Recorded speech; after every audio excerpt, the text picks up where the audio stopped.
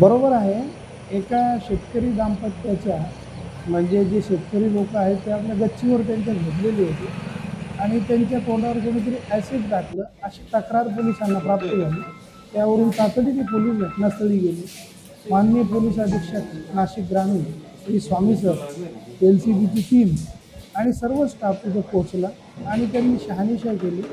त्या महिलेच्या फिर्यादीवरून येवला तालुका पोलीस स्टेशनला गुन्हा दाखल करण्यात आलेला आहे आणि ह्याच्यामध्ये फॉरेन्सिक टीम, LCB, त्यानंतर डिव्हिजनमधला सर्व फोर्स अज्ञात आरोपीचा शोध घेत आहे.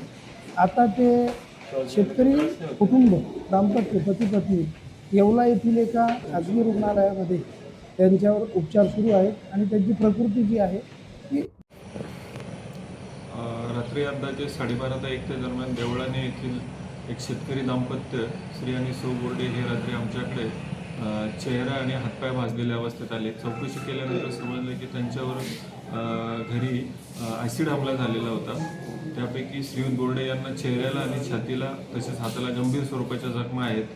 सुरुवातीला परिस्थिती दोघांची अतिशय गंभीर होती, परंतु ट्रीटमेंट चालू केल्यानंतर आता ती परिस्थिती सुधारली असून आता दोघांचीही शारीरिक ज्या इजा आहेत त्या बऱ्यापैकी कव्हर होत आल्या आहेत आणि परिस्थिती आता स्थिर आहे.